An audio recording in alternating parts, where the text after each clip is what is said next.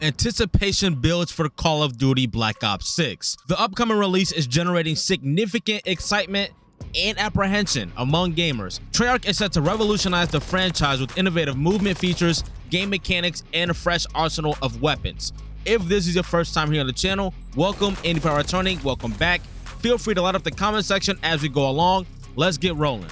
So let's start off with the debate over console support. As the release date approaches, there's a growing debate about the decision to launch Black Ops 6 on older generation consoles such as PS4 and Xbox One. Some argue that this move could be a mistake by possibly limiting the game's performance and player experience. I can absolutely see this being a problem because I remember playing Modern Warfare 19 on the PS4 a few years ago, and my PS4 sounded like it was a damn helicopter about to take off. Clear for takeoff, 3-1 right, Delta 1120. Service 1 heavy configured.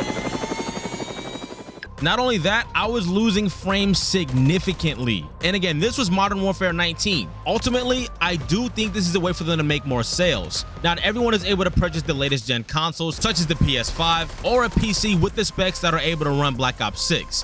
But I do think this will do some bad things to last gen console owners. One small example that may have been a problem in the past already is the firing range in Modern Warfare 2 and Modern Warfare 3. But in one of the first videos I've ever uploaded on this channel before Modern Warfare 2 2022 launched, players were saying that on last gen, players will not even be able to load into the firing range because the system just couldn't handle it. Somebody can fact check me on that though. Once again, I have not played anything on PS4 for a few years, but let us know if that's the case. Along with this excitement and skepticism, players are eager to see what Activision has been developing. While the inclusion of a full-fledged campaign is a welcome addition, the multiplayer aspect still remains the focal point of discussion, especially on platforms like Reddit and Twitter. From what it sounds like, developers really got nitty-gritty into the campaign, mentioning we will see things cohesive to all previous Black Ops titles, from Black Ops 1 released in 2010 to Cold War released in 2020. I think that may be pretty interesting. I'm not much of a campaign person myself,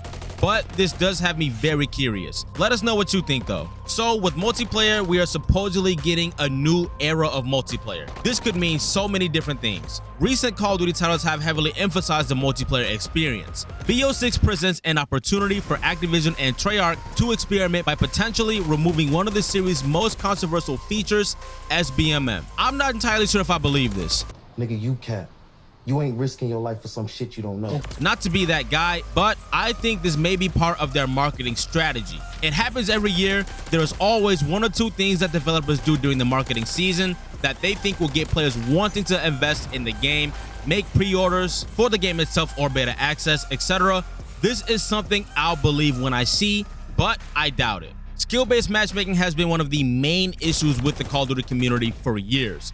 Critics argue that SBMM or EOMM has negatively impacted the franchise by creating an environment where highly skilled players, often referred to as sweats, dominate by making the game less enjoyable for casual players. Skill-based matchmaking was introduced for multiple reasons, or at least that's what we think, such as fairness, and I'm putting that in air quotes, fairness. It's supposed to aim to match players of similar skill levels, ensuring that games are more evenly contested. This helps prevent new or less skilled players from being overwhelmed by highly experienced players. One major problem with this though is when you are in a party, there is a chance there will be someone in your party that needs to gain the skill to be able to compete in more skilled lobbies, making it a bad time for them. And again, it's supposed to improve the player experience. Again, keyword supposed. By matching players of similar skill level, the overall experience can be more enjoyable and less frustrating. But that is not always the case. Players are more likely to have more competitive and engaging matches. Competitive? Absolutely. More enjoyable? Not so much. This is bullshit. I think there should only be skill-based matchmaking in ranked matches. I don't think this is that hard for developers to make happen. I would love to see this in Black Ops 6, but again, I doubt it. Another thing that SBMM is supposed to be in cahoots with is retention. This one is huge. I am not a developer in any way, but just exercising some critical thinking skills here. Developers are worried if less skilled players on the game are getting smoked, then they will simply just stop playing the game and possibly will never play the game again. In theory, games with skill-based matchmaking can help retain players by proving a sense of progression and challenge. Players are more likely to feel engaged if they are improving and facing opponents of comparable skill, but in a lot of cases, it can be misleading. there is a big question mark behind skill-based matchmaking and engagement optimized matchmaking. If you're in a lobby with a lot of low-skilled players and you are frying, obviously you're going to think you're getting better at the game. And let's say, for example, you join up with some buddies that have a higher skill level than you do and you are just getting smoked, you might be pretty confused. The fuck? Because in those lower skilled lobbies, you were crushing it and you thought you were ready to compete with some better competition, but you were essentially gaslighted into thinking you were ready to compete with better players. Sorry if that got a bit ranty there, and again, to me, there is just one big question mark behind this whole system. Let me know what you think though. And I do want to add is my take is you get better at games being put in situations you have never been in before. If you're in a lobby that has no skill-based matchmaking, there is a chance that there will be a couple of good players in that lobby. And when you are engaging with those couple of players, make adjustments accordingly.